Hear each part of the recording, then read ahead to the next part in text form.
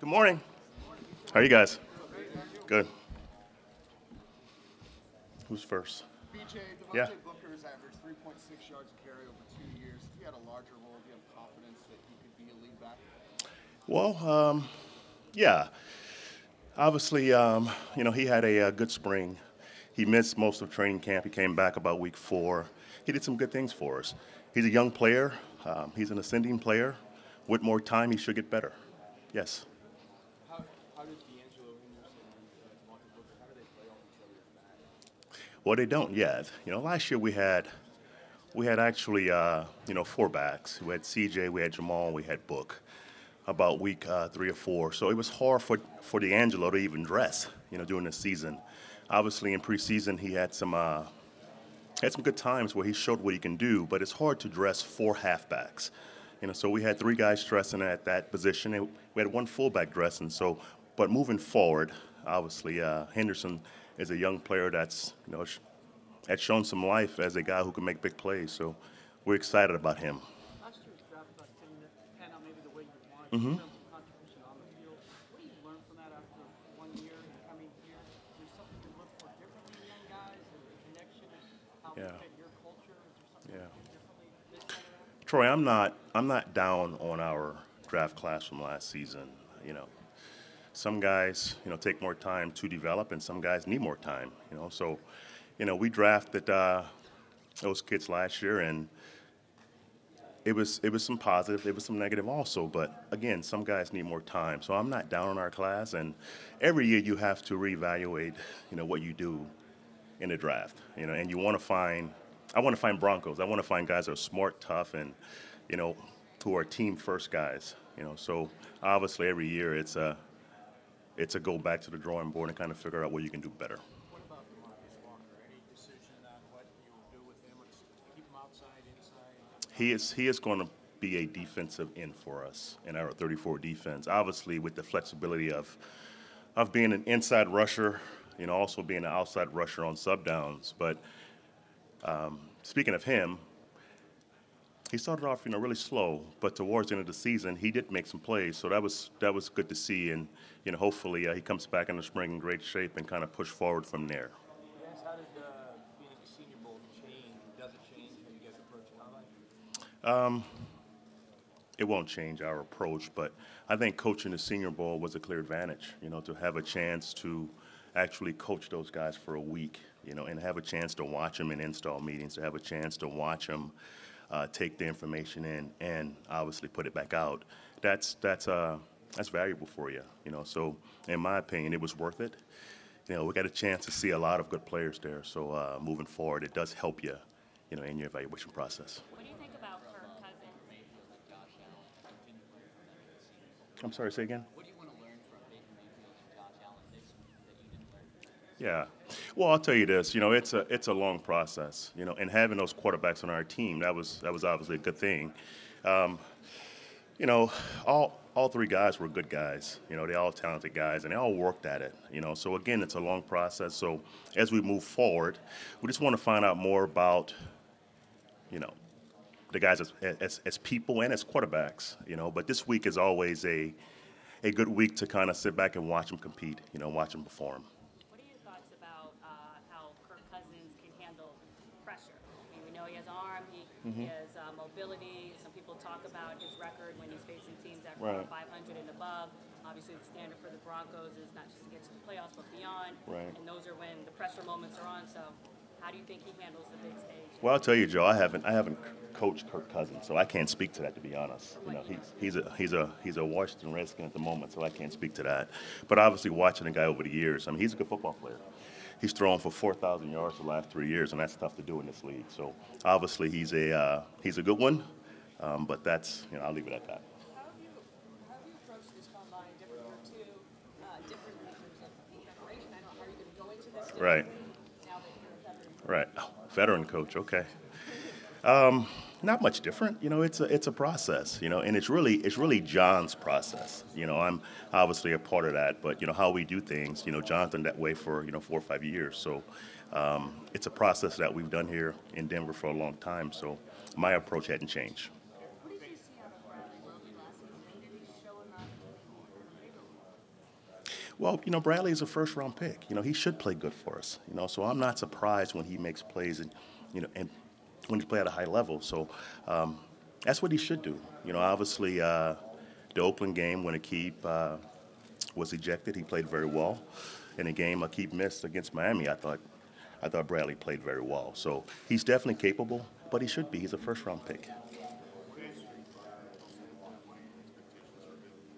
I think Jake Buss going to be full go. This spring, obviously he came back. He came back, I think, about week 8 or 9. Wasn't quite ready yet, but he's got a bright future. He's a worker. He's a pro. He's there every day. So I'm excited to see him this spring moving forward. How can he change it? I'm not sure yet. We have, once we get into scheming and get to the practice field, we kind of know more about that. But I'm not sure. Vance, what have you thought about what you've seen from Josh on tape, and what do you hope to kind of learn from him this week? Josh is a very talented quarterback. I mean, he looks like a pro on tape, but obviously meeting with him and watching him throw and compete this week is going to be, a help to the evaluation. But he's definitely a good football player. But the status of quarterbacks on the roster now, are they still in the mix? Are they still being?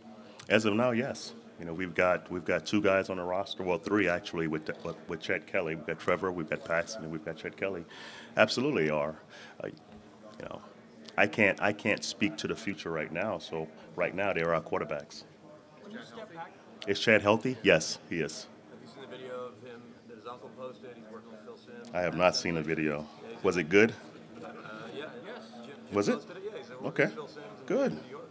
I have not seen the video. That's good. when you step offensive line of priority somewhere right beneath quarterback? I think offensive line is always a priority. We have to, outside of the quarterback, that's always the big question for our football team, right? We have to play better at quarterback. That's obvious. That's apparent. But we have to also protect better. And we can play better defense also. So it's not just a quarterback position that we have to get better at. It's a full team effort. So absolutely, to protect the quarterback, it's always a good thing. And running the football, and that goes through the offensive line. So to answer your question plainly, Mike, yes. how much was stability from quarterback help balls? Does it look like 3 quarterbacks who were Right. different with their body presence? I'm not making excuses. but Right. Paxton, Trevor, and Brock were different. How they ran the pocket. Would that help Garrett? Stability? Well, it'll help us all, Troy, right? We played 3 quarterbacks last year. No one wants to do that. You want one guy and one guy only. Obviously, if someone gets injured, you want to have a capable backup, but you don't want to play 3 quarterbacks. So I think all of us involved, we'll get better, by not playing 3 quarterbacks. Vance, a year ago, what was the big timeline beyond Garrett's divisional, and what's the plan to get? Well, I'll say this, guys. After you have a year of being 5-11, and I want to move past that, but it was time, in my opinion, for a culture change. Obviously Eric Studesville is a good football coach. He's a friend of mine. So Miami's got a good football coach there. But for our team to move forward and get better, it was time for a change in some areas. I'm sorry. He's a great leader. He's a great football coach. He's obviously won the big game. That's important. When you bring guys into your fold who's won at a high level, that's always good for your players and coaches. And he's a good man. So he's an excellent pickup for Adam. A year ago, you and John were trying to add juice to the roster. Yeah. What is it you're trying to add to the roster? Good players. Lots of good players. Coach, well, Baker's evaluation of Carlos Henderson, how much you've seen of him in wide receiver. Carlos? Yeah, he's an explosive young player. Obviously he missed the season. He was injured during training camp, but he was drafted to be a good football player for us. Hopefully a 3 or 4. He's also a hell of a returner, and he can be a core guy on special teams. So we're looking forward to getting him back on the field, and hopefully he can contribute for us this year. Lauren, perhaps coming on board as your strength coach. Me, Lauren Landau. Yes. Are you going to emphasize, do you want more speed, do you want more size, do you want more strength? Is there anything that you think your team is lacking as a whole? And need to get better at? Right. Well, I'll say this, Mike. When when you go into the off season, you want to always build strength and build more speed and build more durability. So whoever's the strength coach, that's always your goals. I mean, you've got basically 9 weeks with your football team, from the start to the finish. So you want to take those 9 weeks and obviously grow in all areas, physical areas and also the football IQ area. So yes. Do you expect Emmanuel to be back? How confident do you feel in those two? We want to keep all of our good players, Nikki. That's important, but every team has to go through a self-evaluation every single season. So at the end of the day, we're doing what's best for the Broncos, but we want all of our good players to be back in Denver. That makes sense? Vance, if you could go back in time one season and approach yourself to where you're skating right now and give yourself one piece of advice, Right. what would it be? Win more games. Simple as that. Win more games. Vance, what would be the challenge when you survey the free agent quarterback market? Yeah. It runs the gamut of experience. Some guys have 4 starts, won a few games, Yeah. but obviously haven't done it for a period of time. What's the challenge in maybe seeing that film, but also having to project that maybe if it fits you? Right. Well, you said it. It's about fit. You got to find a guy that fits your football profile. And it's not about obviously the numbers or their names. It's about the perfect fit. And the best teams win. So you have to have a guy that fits your football mindset. In Denver, we want to play great defense all the time and run the football. So who fits that formula for us? I'm not sure yet, but it's all about fit. You said run the football. I mean, that was something we talked about last year. You didn't really have an identity. Right. Would you like it to be where you're a Right. physical team and have that as the foundation Yeah. and build off that, or is it Yeah. all spin off each I thought we had that, Troy, last year. We had our first 1,000-yard rusher in a long time in Denver, so that part I thought we had. We turned the ball over at a rapid rate, and that was obviously our major issue. And outside of that, we can play better defense in spots, but I thought we started with that last year, running the football and being a physical football team. A few more for the coach. Obviously, it's early in the the offseason. Yeah. The AFC West seems like a division where there's a lot of turnover and a lot of changes. Right. How do you feel about that division right now, and when you look around? Right. Well, it's a strong division. You look at the Chiefs. That's won every game in the division for 2 years. That football team's hard to beat, especially at home. Oakland's got a new staff. With Coach Gruden. That's an experienced football coach with a big time quarterback. The Chargers started, I think, 1-4, 1-5, and won 7 or 8 straight with Phillip Rivers and Coach Lynn out there. So it's a tough division. And in my opinion, I mean, you've got in that division, you've got 2 or 3 teams that's capable of making the playoffs every year. So that being said, it's always going to be a challenge to win a division. Where did you plan on playing there?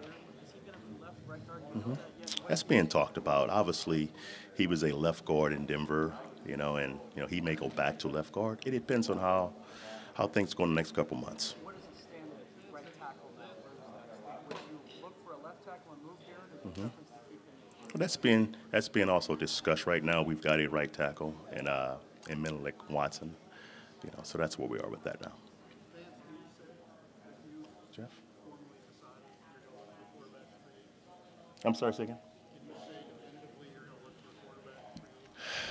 I would say this, Jeff. We have to play better at the quarterback position. We want to get better. Last one, Nikki. DBs coach spending a lot of time in that position. What are you looking for in DBs? This combine, well, it's a bunch of corners that can play, and I want guys who obviously can play press man. That's what we do. You want guys with great long speed and great length, so they can press and run with guys. But it's a draft full of those guys this year. Thank you, Exciting. Coach. All right, guys. Thank you. Thanks.